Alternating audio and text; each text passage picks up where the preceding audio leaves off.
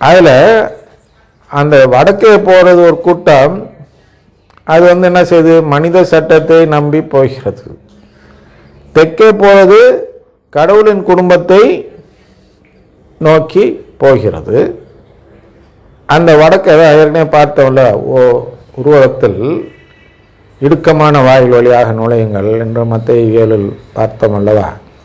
அந்த இடுக்கமான வாயிலாக இருப்பது தெற்கே போவது என்று வைத்து கொண்டால் அதில் போபவர் வெகு சிலர். அநேகர் வடக்கு நோக்கி போய்கொண்டிருக்கிறார்கள். அது சாவு என்று அவர்களுக்கே தெரியாது. சாவு தரும் திசை என்று அவர்களுக்கே தெரியாது. ஆனால் அவர்களிடம் அதிகாரம் இருந்து விடுகிறது.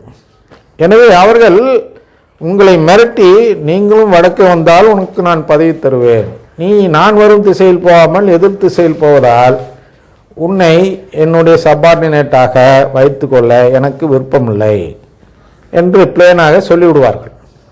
அப்போ அந்த இடத்துல என்ன செய்கிறான் சாத்தான் என்றால், மிரட்டுகிறான். உங்களுடைய முடிவை மாற்றிவிட்டு என் பின்னால் வந்தால் உங்களுக்கு தேவைப்படும் அனைத்தையும் தருவேன் என்று அந்த இயேசுவிடம் சொன்னான் அல்லவா. என்னை தண்டனிட்டு வணங்கினால் இந்த உலகத்தை தருகிறேன் என்று சொன்னான் அல்லவா. அதுபோன்றுதான் நீங்கள் ஆசைப்படும் அந்த பதவியையோ வேறு எந்த விஷயத்தையோ அவன் என்ன செய்வான் என்றால், அதுபோன்று சொல்லிதான் மிரட்டுவான். எனக்கு தண்டனிட்டு பணிந்துவிடு, நான் உனக்கு வேண்டியதை தருகிறேன் என்பதை தான் இது போன்று சுப்பீரியர்களை வைத்து பேசி நம்முடைய நம்பிக்கையை சோதிப்பான். அது பேர் என்ன, நேற்று பார்த்தோம், டெம்டேஷன். நமக்கு ஆசை காட்டுதல். எதை? பதவி ஆசை காட்டுவான், பேரும் புகழும் ஆசை காட்டுவான், பணத்தாசை காட்டுவான். என்ன, ஒரு துறவிக்கு பணத்தாசை இருக்குமா என்று நீங்கள் கேட்கலாம். அதற்கு உதாரணத்திற்கு உலகறிந்த விஷயத்தை சொல்ல வேண்டுமென்றால், தஞ்சாவூரில் நடந்த அந்த உண்ணாவிரத போராட்டம், குருக்கள் எல்லாம் ஒன்று கூடி அமர்ந்து 1000 வருடத்திற்கு முன்பு உண்ணாவிரதம் இருந்ததை டிவியில் இந்த உலகம் முழுவதும் பார்த்தது. அப்போ எதுக்கு உண்ணாவிரதம் இருந்தார்கள் என்றால், ஜாதி பேரில் தான். ஆனால் எது என்ன கேட்டார்கள் அதன் மூலமாக என்றால், பங்கு, நல்ல பங்கு, பணவர பங்கு. வேளாணியில் என்று ஒருவர் இருந்து விட்டால், இன்றைக்கி இருக்கிற கொஞ்சம் பிரச்சனை இல்லாதவர் தான், அது காசு இல்லாதவர் என்று சொல்லலாம். ஆனால் இதற்கு முன்பு இருந்தவரும் இனி வர இருக்கிறவரும் எப்படி இருப்பார்கள் என்றால், ஒரு அரசரை, சிற்றரசரை போன்று இருப்பார்கள். உங்களுக்கே தெரியும், நீங்களும் வேளாண் போகாமல் இருந்ததில்லை. வேளாணில் தானே போன வாரம் இதே நடந்தது. அங்கே என்னன்னா, அதுக்கு முன்பு இருந்த குருக்கள் அனைவருமே எப்படி பார்க்கப்பட்டார்கள் என்றால், வேளாங்கண்ணியின் அரசர்கள் என்று பார்க்கப்பட்டார்கள்.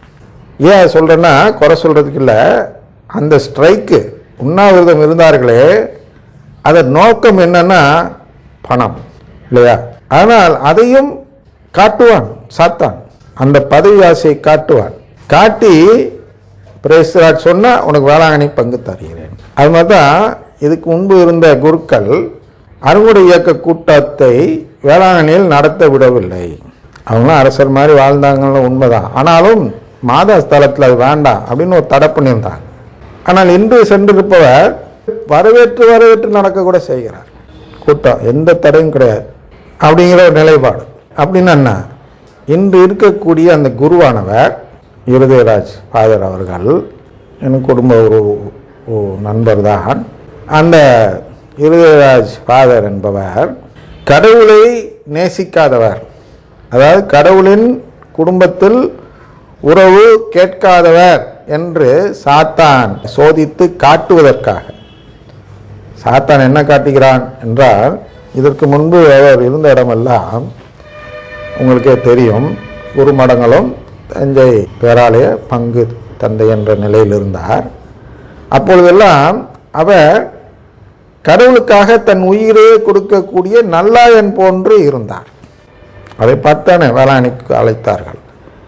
அப்போ அந்த நல்லாயன் போன்று இருக்கிறார் என்றதும் அவர் உறவு கேட்கிறார் என்பது போன்ற நிலைப்பாடு இருந்தது. அதனால் சாத்தான் அவருக்கு இந்த பதவியை தருகிறான். தந்து, அதை தந்துன்னா என்ன, அவன் தல்ல, அவன் போய் கடவுள்கிட்ட வேண்டுவான். ஆண்டவர் இந்த யோபு கதையெல்லாம் பார்த்துருக்கீங்களா? அது மாதிரி எப்படி இதயராஜ் எப்படி நீ நினைக்கிற அப்படின்னு கடவுள் கேட்கல. இல்லை நீங்கள் நல்ல ஒரு பதவி எப்படி மாதிரி வேளாண்மை பங்கு தந்த அதிபர் மாதிரி ஒரு பதவியை கொடுங்க. அப்படி கொடுத்து சோதித்து பார்த்தீங்கன்னா அவரோட உண்மையான நிலை தெரிஞ்சுவிடும். அப்போ இதுவரையிலும் மாதா திருத்தலம் என்று அருங்குடை இயக்கம் நடத்தப்படாத சூழ்நிலையில் இருக்கும் வேளாணியை அருங்குடை இயக்கத்தின் மைய திருத்தலமாக மாற்றி அமைப்பார் பாருங்கள். அப்பொழுது தெரிந்துவிடும் அவர் உங்களை நம்பவில்லை, அதாவது நற்கருணை ஆண்டவரை நம்பவில்லை, கடவுளின் குடும்பத்தை நம்பவில்லை என்பது அப்பொழுது வெளிப்பட்டுவிடும் பாருங்கள் என்று சாத்தான் கடவுளிடம் போய் மன்றாடி அவருக்கு அந்த பதவியை பெற்றுத் தருவான். பாதியிலே கூப்பிட்டு விட்டார்கள். உங்களுக்கு தெரியுதா நான் தெரியல. 5 ஆண்டுகள் 6 ஆண்டுகள் இருக்க வேண்டிய ஒரு பங்கிலிருந்து 3 ஆண்டு நிறைவேறியதுமே இல்லை நீங்கள் வேளாணிக்கு வாங்கன்னு சொல்லி அந்த ஆயர், அப்பொழுது இருந்த ஆயர் அவர்கள் அழைத்து அங்கே அமரச் செய்தார்கள். காரணம் என்ன? சோதனை. இப்பொழுது இருக்கக்கூடிய பிரபாகரன் ஃபாதர் அப்பொழுது அங்கே இருந்தவரை இங்கே மாற்றி அமைத்தார்கள். அது வேறு சோதனை. நம்ம எப்படி ஒவ்வொருத்தரையாக பார்த்து போக முடியாது. ஒரு உதாரணத்துக்கு ஒரு நல்லாயனை பார்க்கிறோம், நல்லாயன் போன்று இருந்தவரை பார்க்கிறோம், அதுக்கு வச்சுக்குவோம். அவர் நல்லாயனாக இருந்தார், ஒரு குறை கூட கண்டுபிடிக்க முடியாது அவர்கிட்ட முன்னாடி. இந்த இது கூட பிரேசலார் கூட அவர் கிட்டத்தட்ட சொல்லாதவராக தான் இருந்தார். இந்த ஆசீர்வாதம் எல்லாரும் கூடாத ஒழிய அதுக்கு முன்பு அதெல்லாம் சொல்லாதவராக ஒரு நாள் நிலைவாழ்வு பெறுவதற்கு தகுதியுடையவர் போன்றே இருந்தார். ஆனால் அங்கே சென்றதும் தான் அவர் உண்மையிலேயே கடவுளை நேசிக்கிறாரா இல்லையா என்பது வெளிப்படுகிறது. அதுபோன்றுதான் இங்கே என்னன்னா, நல்லாயனாக செயல்பட்டு இந்த ஆடுகளுக்காக தன் உயிரையே கொடுக்க தயாராக இருப்பவர் அப்படின்னா இந்த பதவியே போனாலும் பரவாயில்லை, இங்கே அருங்குடை இயக்கம் நடத்த விடமாட்டேன். அருங்குடை இயக்கம் நான் பேச்சு தான் சொல்கிறேன். இது மாதிரி வேறு என்னென்னலாம் பிரச்சனை வருதோ, இதில் நம்பிக்கைக்கு எதிராக, கடவுளின் குடும்ப நம்பிக்கைக்கு எதிராக என்னென்னலாம் பிரச்சனை வருகிறதோ அது அனைத்தையும் தடுக்க வேண்டும் ஒரு மேய்ப்பர். அப்போ இந்த பதவி பறி போய்விடும் என்ற சூழ்நிலை வரும். இருந்தாலும் நான் என்னுடைய நிலைப்பாட்டை மாற்றிக்கொள்ள மாட்டேன் என்று யார் சொல்கிறார்களோ அவர்கள்தான் இந்த நல்லாயன். அவர்களை தான் இங்கே சொல்கிறார். நல்லாயனாக செயல்பட்டு இந்த ஆளுகளுக்காக தன் உயிரையே கொடுக்க தயாராக இருப்பவர் மட்டுமல்லாமல் அந்த எதிரியையே எனக்காக கொலை செய்யவும் தயாராக இருக்கும் அடிமை. வேளாண்மையிலே வச்சுக்குவோம். இதற்கு முன்பு எவ்வளவோ முயற்சி செய்தார்கள். வேறு சபை, மற்ற பெந்தோ சபையை சேர்ந்தவர்கள் வேளாண்மையில் இடத்த வாங்கிடுவாங்க, அங்கு சபை நடத்த, வாரவங்களை திசை திருப்ப. அதுக்காக அந்த குருமார்கள் அப்போது இருந்த அந்த பங்கு தந்தையர்கள் என்ன செய்வார்கள் என்றால், அங்கே உள்ளவர்களிடம் பேசி மிரட்டி உருட்டி அந்த சபையை அங்கே கால் ஊன்றாமல் செய்து தடுத்து வந்தார்கள். அதெல்லாம் இது போன்ற செயல். எது போன்ற செயல்? தன் உயிரையுமே கொடுக்க தயாராக இருப்பது கடவுளுக்காக, அந்த ஆடுகளுக்காக. எந்த ஆடு? அந்த வேளாண்மையில் மாதா பக்தராக வரக்கூடிய கத்தோலிக்கர்கள் காப்பாற்றப்பட வேண்டும் என்றால் இந்த துர்போதனை உள்ளே நுழையக்கூடாது என்று கவனித்து கொண்ட குருக்கள். அப்போ இந்த கடமை வெறும் வேளாண்மை குருக்கள் மட்டும் இல்லை, இது ஒவ்வொரு பங்கிலும் இந்த பிரச்சனை இருக்கிறது.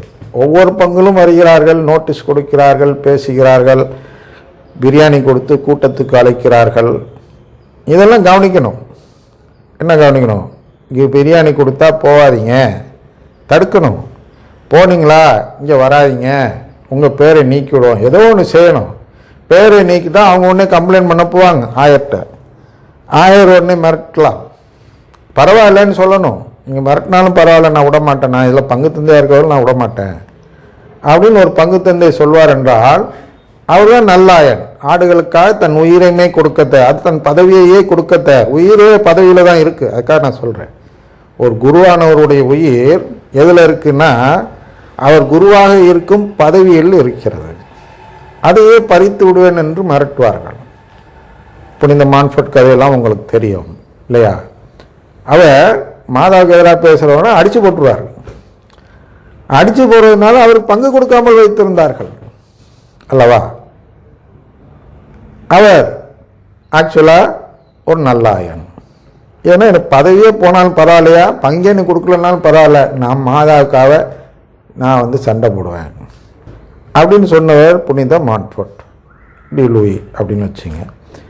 இப்போ அந்த எதிரியையே எனக்காக கொலை செய்யவும் தயாராக இருக்கும் அடிமை, அதை போன்றே என்னுடைய வயலில் வேலை பார்க்கக்கூடிய அடிமைகள் என்ன செய்ய தயாராக இருக்க வேண்டும் என்றால், மத்தேயு 13:28 படி, என்னுடைய பகைவன் என் வயலில் களைகள் தோன்ற வைக்கும் வேலையை பார்க்கும் பொழுது, அதான் இப்போ சொல்லிட்டு வந்தோம்ல, களைகள் தோன்ற வைப்பது என்றால் என்ன? ஒரு கடவுளை நேசிக்கக்கூடிய உள்ளத்தை கடவுளை நேசிக்காத, சாத்தானை நேசிக்கிறன்னு கூட சொல்லலை நான், கடவுளை நேசிக்காத உள்ளமாக மாற்றினால் அந்த உள்ளம் கலையாக மாறிவிடுகிறது. உள்ளம், ஆன்மா என்று சொல்லாமல் ஏன் உள்ளம் என்று சொல்கிறேன் என்றால், உள்ளம்தான் அந்த குணம், ஆன்மாவின் குணம். அந்த ஆன்மாவின் குணம் எப்படிப்பட்டதாக இருக்க வேண்டும் என்றால், கடவுளை நேசிப்பதாக இருக்க வேண்டும்.